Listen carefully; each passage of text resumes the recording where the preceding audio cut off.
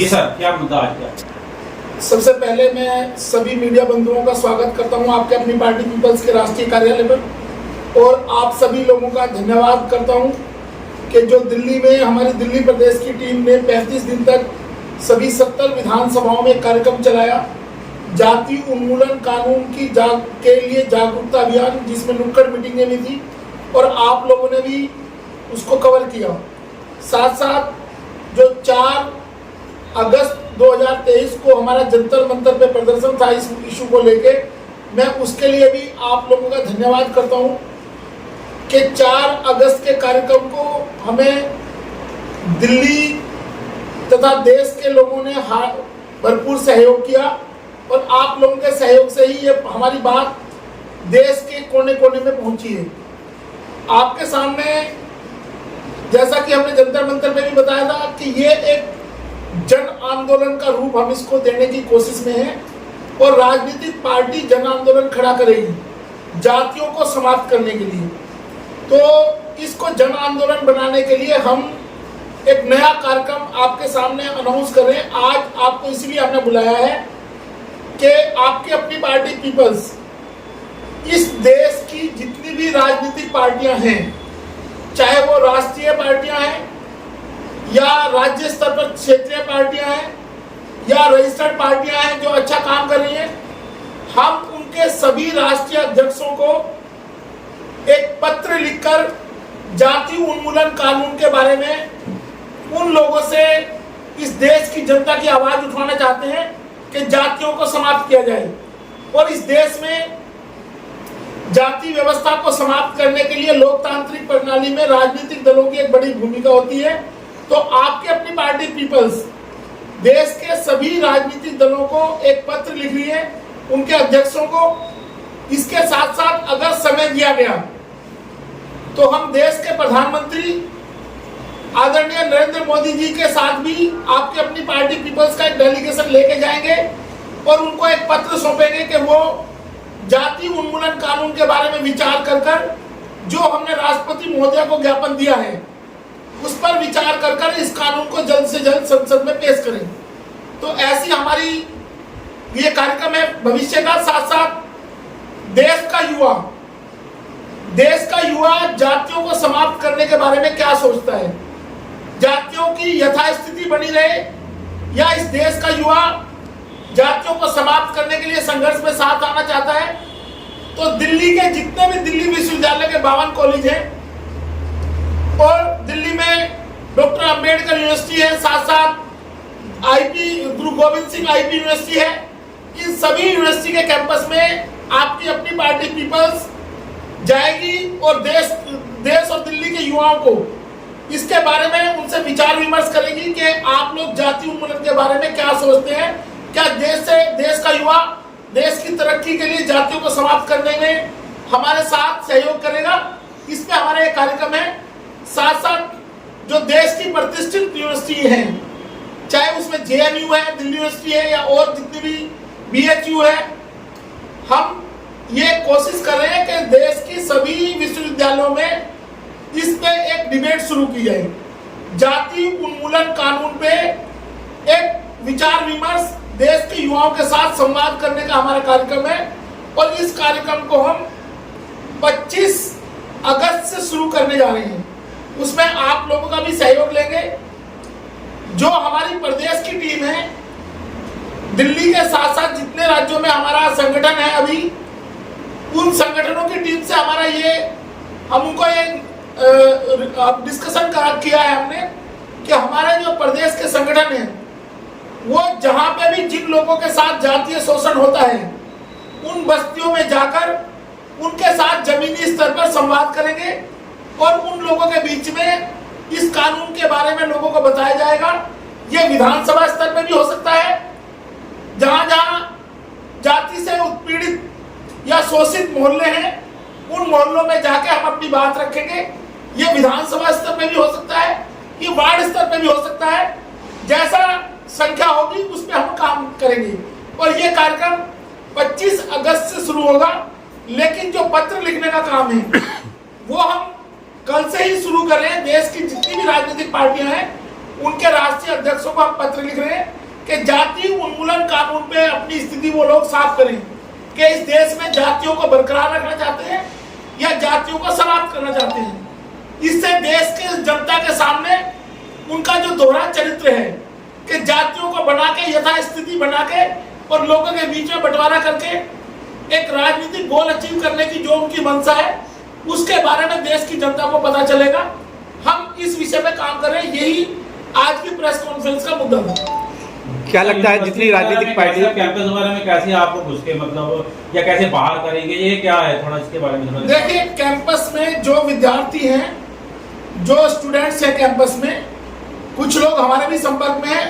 हम डायलॉग विद्यार्थियों के माध्यम से करेंगे, उन विद्यार्थियों के द्वारा ही डिबेट रखी जाएगी।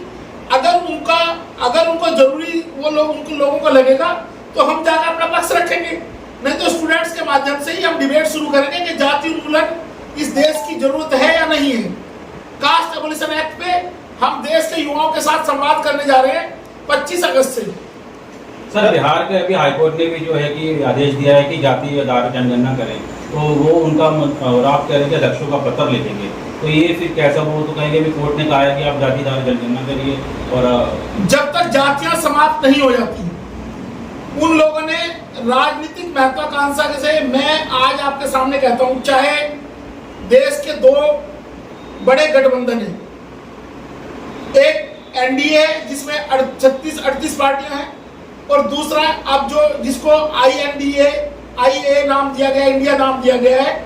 तो ये दो बड़े राजनीतिक गठबंधन है जिसमें क्षेत्रीय पार्टियां भी हैं और राष्ट्रीय पार्टियां भी हैं। अगर उन गठबंधनों में इस बात पे चर्चा होती है कि देश से जातियां समाप्त करें, तो हम अपनी बात को उन लोगों तक भी पहुंचाना चाहते हैं कि आप लोग संसद में रिप्रेजेंट कर रहे हैं, आपकी अपनी पार्टी पीपल्स को अभी संसद में जाने का मौका नहीं मिला है, तो इसलिए हम उन लोगों के ऊपर भी इस चीज का दबाव बनाएंगे अपने पत्रों के माध्यम से, और उनके विचारों का लोगों को पता चलेगा कि सिर्फ वो वोट की राजनीति से सीमित रहना चाहते हैं या इस देश को तरक्की के रास्ते में लेके जाना चाहते हैं। वार्ड स्तर पे और विधानसभा स्तर पे अगर जो आप करने जा रहे हैं, क्या रूपरेखा होगी, कैसे तैयारी होगी? देखिए, उसमें मैंने आपको बताया ना कि हम अगर वार्ड का जरूरत पड़ी, वार्ड पे, विधानसभा स्तर पे जो बस्तियां हैं जहां जिन लोगों को जातियों के नाम पे हजारों साल से सताया गया है, उन लोगों के बीच में जाकर संवाद कायम करेंगे कि आप लोग जातियों से छुटकारा चाहते हैं या नहीं चाहते हैं। दूसरा, एक जो भ्रम पैदा किया जा रहा है कि रिजर्वेशन, अगर जातियां समाप्त होगी तो रिजर्वेशन समाप्त होगा, हम इस भ्रम को भी दूर करेंगे। लोगों की बस्तियों में जाके, इन बस्तियों में जाके हम इन सारे इश्यूज में बात करेंगे और डायरेक्ट जनता के साथ इंटरेक्ट करके डायलॉग करेंगे। इससे कहीं ऐसा तो नहीं, जब आप वार्ड स्तर पे करेंगे जिस हिसाब से आप बता रहे हैं, कहीं ऐसा नहीं कि आपस में कोई और द्वेष भावना पैदा हो कि भाई एक दूसरा वर्ग जो है वो अगेंस्ट खड़ा हो जाए? देखिए, अगेंस्ट अगर कोई भी बात आप करते हैं इस देश में, हमने जैसे जंतर मंतर पे भी कहा था, इस देश में दो वर्ग हैं, एक वो है जो जातियों पे गर्व करते हैं और दूसरा वो वर्ग है जो जातियों के नाम पे शोषित है। तो इस देश के संविधान को सौंपते हुए डॉक्टर BR अम्बेडकर ने एक बात कही थी कि अगर आप लोग अपनी जातियों पे गर्व करेंगे तो यही आपके विनाश का कारण बनेगा, ये आपके विनाश का कारण बनेगा। और विनाश का कारण बनेगा तो ये आप देख रहे हैं कि आज देश में लोगों ने अपनी गाड़ियों पे जातियों के नाम से प्राउड करना शुरू कर दिया है। कोई जातियों के नाम पे प्राउड कर रहा है, कोई जातियों के नाम पे मूंछ रख रहा है। तो ये जो सारे इश्यूज है, ये सारे इश्यूज हमें इस देश की तरक्की को बाधित करने के लिए ये इश्यूज खड़े किए गए हैं, ताकि देश के लोग, और इसमें ये भी हो सकता है कि कुछ ऐसी शक्तियां काम कर रही हो जो भारत को मजबूत राष्ट्र के तौर पे नहीं देखना चाहती है, विखंडित राष्ट्र के तौर पे देखना चाहती है। तो ऐसी जो एलिमेंट्स हैं, जो इवेल्स हैं, हम उनको इस देश के तरक्की में जो बाधा बन रही है उनको रिमूव करके देश को तरक्की के रास्ते पे लेके आएंगे। और ये कास्ट एबोलिशन एक्ट उसमें एक मील का पत्थर साबित होगा। ऐसे एलिमेंट्स को जो इस देश के रास्ते में रुकावट है विकास में, उनको हम रिमूव करके देश को तरक्की के रास्ते पे लेके जाएंगे। क्या ये मुहिम पूरे भारत में चलाएंगे कि दिल्ली के अंदर तक? देखिए, हमने जंतर मंतर पे भी ये बात बताई थी, कास्ट जो है कन्याकुमारी केरल से लेकर जम्मू कश्मीर तक, इधर आपका नॉर्थ ईस्ट में आसाम मिजोरम बंगाल से लेकर आप गुजरात तक चले जाओ, पूरे देश में कास्ट सिस्टम एग्जिस्ट करता है और पूरे देश में जातियों के उत्पीड़न की घटनाएं होती हैं, लेकिन प्रशासनिक दबाव की वजह से इक्का दुक्का घटनाएं, कोई मीडिया की रिपोर्टिंग हो जाती है तो उसकी वजह से उनका रजिस्ट्रेशन होता है, एफआईआर वगैरह। अदरवाइज लाखों घटनाएं इस देश में साल भर में होती है जिनकी रिपोर्टिंग तक भी नहीं होती है और उस क्राइम को दबा दिया जाता है वहां के शासन प्रशासन द्वारा। तो जब ऐसी स्थिति पैदा होगी कि इंसानियत और मानवता को ही खत्म कर दिया जाए, तो एक इंसान जो पैदा हुआ इंसान के तौर पे, उसको मानवीय अधिकार दिलाने का ही नाम है कास्ट एबोलिशन एक्ट, जिसके लिए आपकी अपनी पार्टी पीपल्स काम कर रही है और ये राष्ट्रीय स्तर का जन आंदोलन है। ये किसी एक पर्टिकुलर क्षेत्र या डिस्ट्रिक्ट का आंदोलन नहीं है। इसमें पार्टी पीपल्स के राष्ट्रीय अध्यक्ष मेवात में जो हिंसा हो रही है लगातार, इस पे क्या कहना चाहिए? हिंदू मुसलमान बन के रह जाएगा ये भारत या अन्य? आपकी क्या राय है इसमें? देखिए, हमने कहा कास्ट एबोलिशन एक्ट। जब हम कास्ट एबोलिशन एक्ट की बात करते हैं तो भारत का जो कॉन्स्टिट्यूशन है राइट टू इक्वालिटी की बात करता है, वो वर्ग विशेष की बात नहीं करता। अगर आप धार्मिक उन्माद फैलाएंगे, धर्म के नाम पे उन्माद फैलाएंगे, तो आप दूसरे की भावनाओं को, ये इसलिए हो रहा है इस देश में कि पिछले कुछ सालों से आप देखेंगे कि देश के लोग, जो देश का युवा देश की तरक्की के लिए काम करता, देश में मैन्युफैक्चर सेक्टर में जाता, प्रोडक्शन में जाता, आज देश के युवाओं के पास काम नहीं है और जो धर्म के ठेकेदार बने हुए लोग हैं वो उन युवाओं की शक्ति का, इस वर्ल्ड में चीन से भी ज्यादा यूथ हमारे पास है और हमने अपनी जो युवाओं की शक्ति थी उसका इस्तेमाल, हम भारत का ये सबसे बड़ा दुर्भाग्य है कि हम अपनी युवा शक्ति का इस्तेमाल देश को बनाने के लिए नहीं कर पाए। आज उनको हमने बेरोजगारी के मुद्दे से भटका के, प्रोडक्शन के मुद्दे से भटका के उनको धार्मिक उन्माद फैलाने की फैक्ट्री के तौर पे तब्दील कर दिया है। तो ऐसी चीजों को रोकने के लिए आपकी अपनी पार्टी पीपल्स इस देश के युवाओं को सही रास्ते पे लाएगी और भाई को भाई से नहीं लड़ाएगी। हम चाहते हैं कि भाई भाई मिलकर काम करें, वो मिलकर काम करेंगे तो चाहे नूह का मुद्दा हो, मेवात का मुद्दा हो या फिर आपने मणिपुर का मुद्दा है, आप जब भाईचारा बनेगा तो देश तरक्की करेगा।